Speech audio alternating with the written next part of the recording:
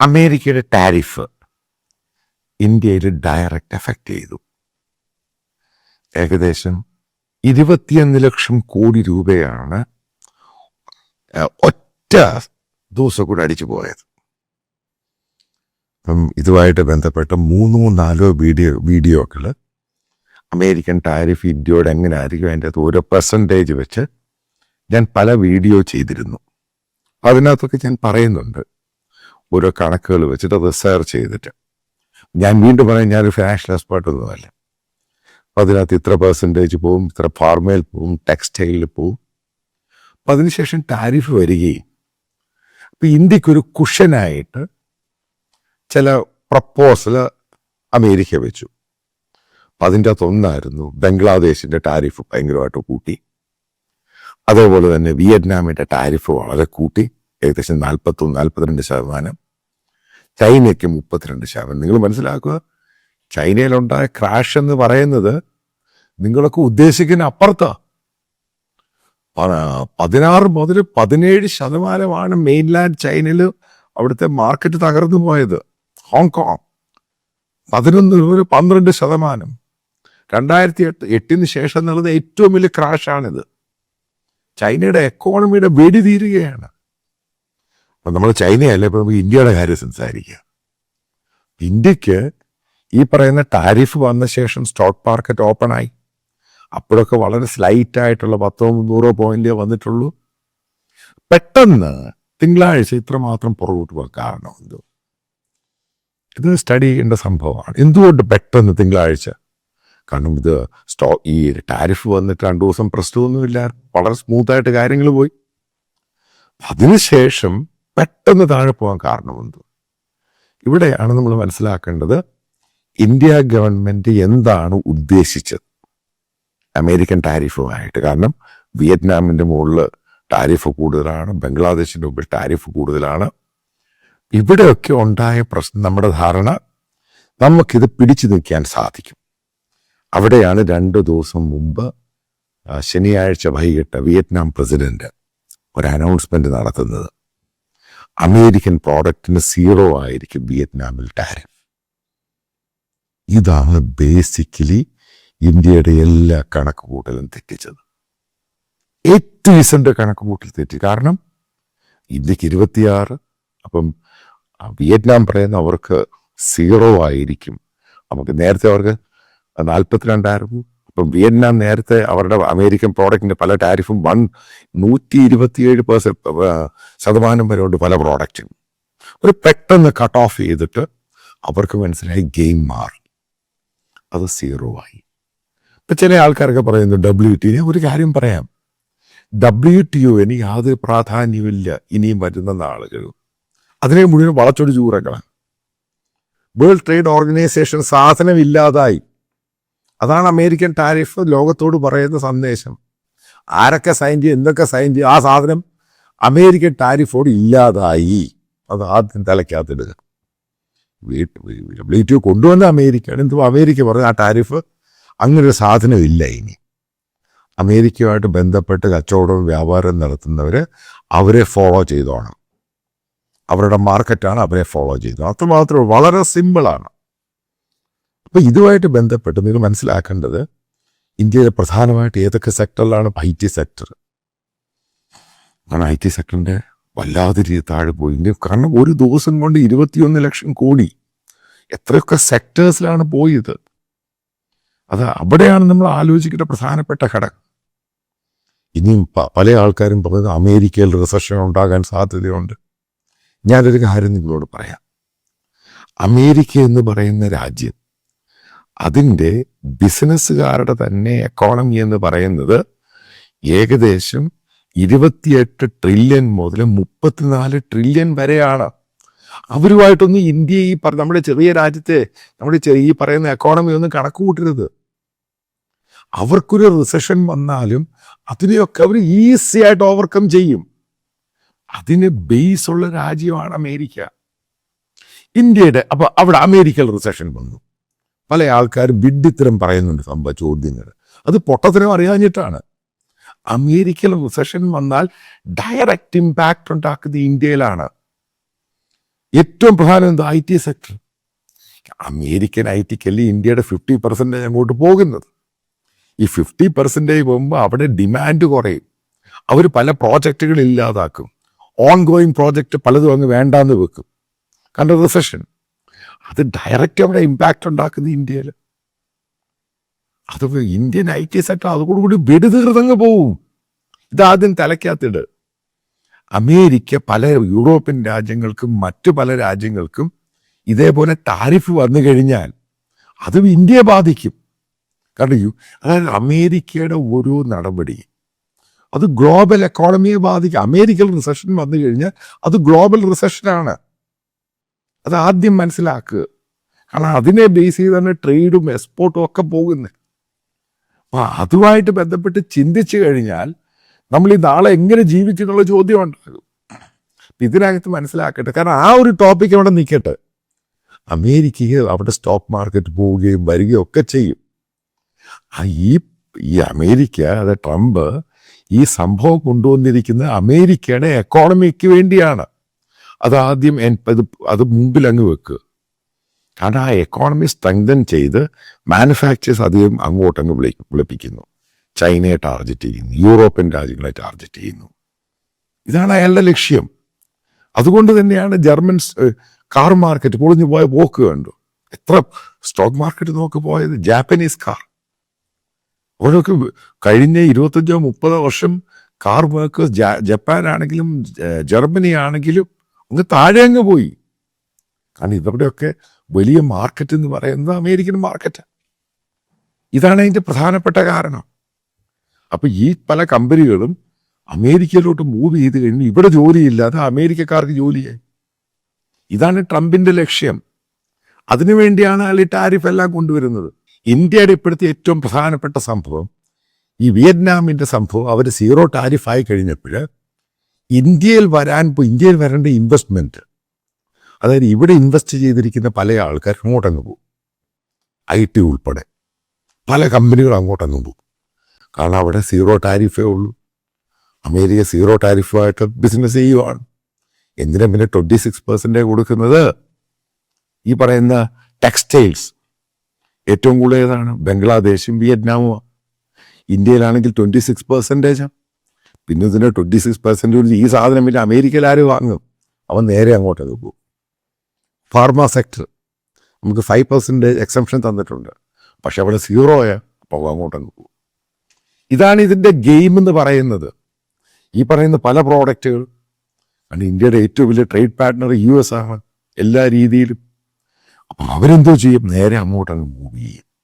ഇതാണ് ഇന്ന് സ്റ്റോക്ക് മാർക്കറ്റിൽ ബ്ലഡ് ബാത്ത് ഉണ്ടാകാനുണ്ടായ കാരണം. അങ്ങ് തീർന്നു പോയി. ഈ പറയുന്ന ഇൻവെസ്റ്റേഴ്സ് മുഴുവനും പൈസ അങ്ങ് വിഡ്രോ ചെയ്യും. കാരണം ഇന്ത്യ 26, 27 അവിടെയാണ് വിയറ്റ്നാമിൽ 0. അങ്ങോട്ടങ്ങ് പോകും. കാരണം ഇവിടത്തേക്കാളും റെൻറ്റും മറ്റുള്ള സംഭവങ്ങളൊക്കെ വളരെ കുറവ്. കാരണം ഇവരെങ്ങനെ നോക്കിക്കഴിഞ്ഞാലും ഇന്ത്യയിലാണെങ്കിൽ ലാഭം വളരെ കുറയും, അവിടെയാണ് ലാഭം കൂടുതൽ കിട്ടും. അങ്ങോട്ടങ്ങ് കയറും.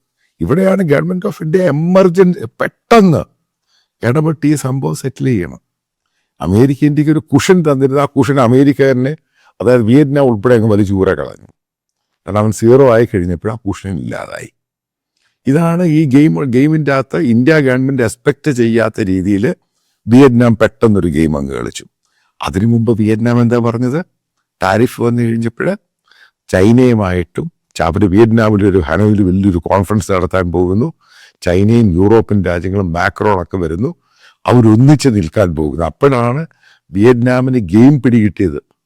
അവൻ്റെ എക്കോണമി മുഴുവനും തോലയ്ക്കും. കാരണം ചൈനയാണ് അമേരിക്ക ടാർഗറ്റ് ചെയ്തിരിക്കുന്നത്.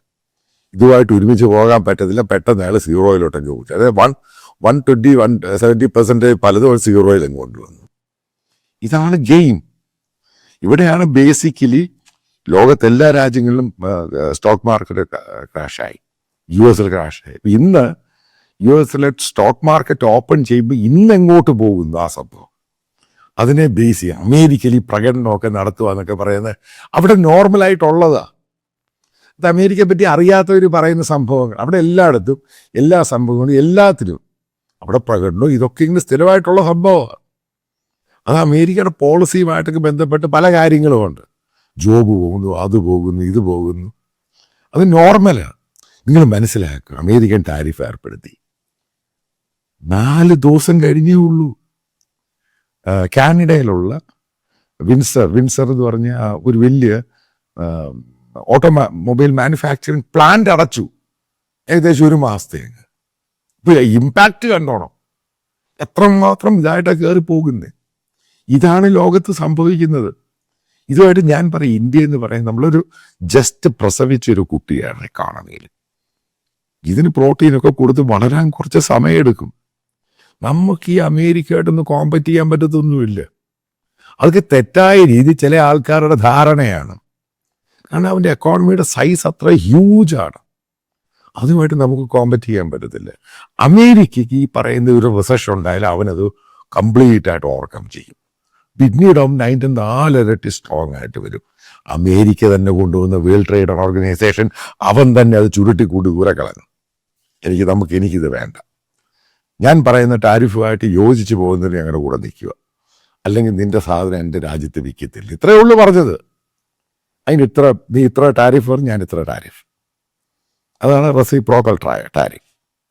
ഇത് തന്നെയല്ലേ ട്രംപ് പറഞ്ഞത്, അമേരിക്ക ബിക്കം സ്ട്രോങ് ആക്കി.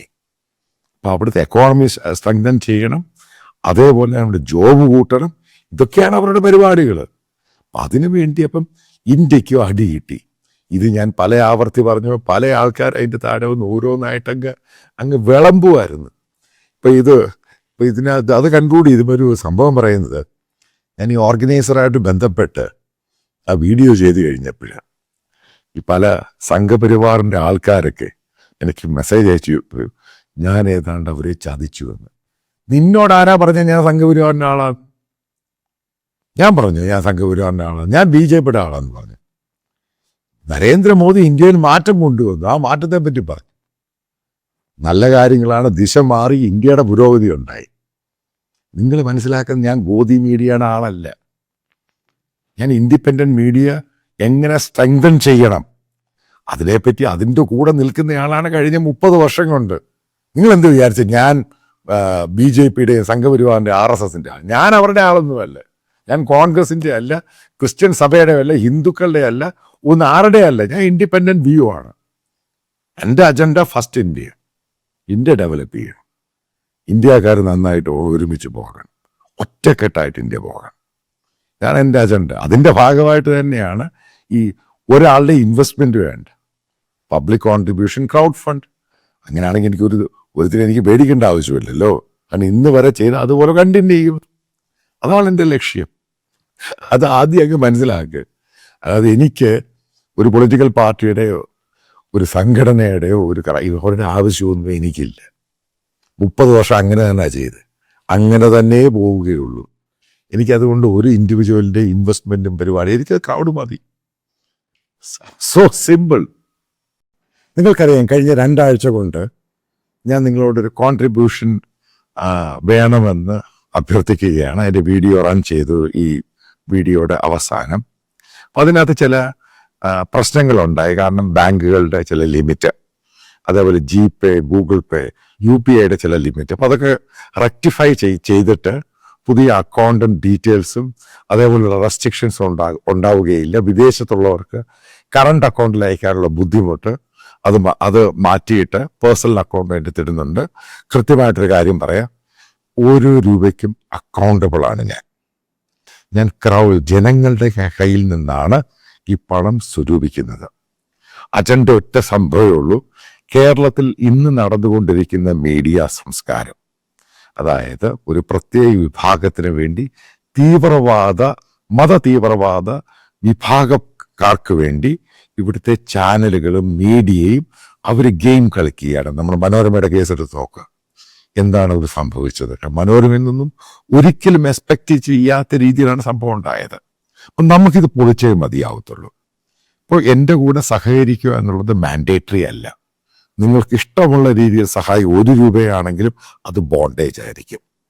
ഇതുമായിട്ട് ബന്ധപ്പെട്ട് ഞാൻ വരാൻ പോകുന്ന സമയത്ത് ഇതൊരു 24 hours ന്യൂസ് ചാനലായിരിക്കും. നാഷണൽ പൊളിറ്റിക്സ്, നാഷണൽ ഇഷ്യൂസ്, അതേപോലെ തന്നെ കേരളത്തിൻ്റെ റീജിയണൽ കാര്യങ്ങൾ, ഇന്ത്യയുടെ ഓരോ ഭാഗത്തെയും കാര്യങ്ങൾ, ഇന്റർനാഷണൽ ജിയോ പൊളിറ്റിക്സ്, ഇപ്പം നല്ല കുറച്ച് ആൾക്കാരെ ഞാൻ സെലക്ട് ചെയ്തിട്ടുണ്ട്. അവരൊക്കെ എൻ്റെ കൂടെ ജോയിൻ ചെയ്യാൻ തയ്യാറാണ്. അപ്പോൾ അതുമായിട്ട് ബന്ധപ്പെട്ടാണ് എനിക്ക് ഇങ്ങനെ ഒരു ഫിനാൻഷ്യൽ സപ്പോർട്ട്, ക്രൗഡ് ഫണ്ടിങ്. ഒരു സ്പോൺസറും ഇല്ല, ഒരു അഡ്വർടൈസേഴ്സും ഇല്ല, ജനങ്ങളാണ് ഫണ്ട് ചെയ്യുന്നത്. ഉറപ്പായിട്ടും ഇത് കുറച്ച് കഴിയുമ്പോൾ ഇത് വലിയൊരു സംഭവം ഇന്ത്യയിലായിട്ട് മാറും. നിങ്ങൾക്ക് എൻ്റെ എക്സ്പീരിയൻസ് അറിയാം, 10-30 വർഷം ഈ ഫീൽഡിലുള്ള എക്സ്പീരിയൻസ് ആണ്. അപ്പം നല്ല ആൾക്കാർ, നല്ല ടാലൻറ്റഡ് ആയിട്ടുള്ള ആൾക്കാർ, ദേശീയതയുള്ള ആൾക്കാർ ജോയിൻ ചെയ്യാൻ തയ്യാറാണ് മൾട്ടിപ്പിൾ ലാംഗ്വേജിൽ. അതായത് നമ്മൾ മനസ്സിലാക്കുക, വരാൻ പോകുന്ന ദിവസങ്ങളിൽ കേരളത്തിൽ ഈ കാണിക്കുന്ന മീഡിയ സംസ്കാരത്തെ നമ്മൾ പൊളിച്ചടുക്കും ഇതിനെ തോലച്ചയാളായി. അപ്പം നിങ്ങൾ സഹകരിക്കുക. നല്ല ആൾക്കാരുണ്ടെങ്കിൽ തന്നെ, അതായത് ഡെഡിക്കേറ്റഡ് ആയിട്ടുള്ള ആൾക്കാർ എൻ്റെ കൂടെ സർവീസ് ചെയ്യാൻ താല്പര്യമുള്ളവർക്ക്, ജോലി ചെയ്യാൻ താല്പര്യമുള്ളവർക്കും എന്നെ വിവരം അറിയിച്ചാൽ ഞാൻ നിങ്ങളെ ട്രെയിൻ ചെയ്തെടുക്കുന്നതായിരിക്കും. അതായത് ഡെഡിക്കേറ്റഡ് ആയിരിക്കണം, ഇത് പഠിക്കണം, മനസ്സിലാക്കണം, എങ്ങനെ ചെയ്യണം. അതായത് ബന്ധപ്പെട്ട ചില കാര്യങ്ങൾ പറയാം, 1-2 കാര്യങ്ങൾ പറയും. ഇപ്പം നല്ലൊരു റിപ്പോർട്ടിംഗ് ഉണ്ടായി, ഒരു സംഭവത്ത് പോയി റിപ്പോർട്ട് ചെയ്യണം.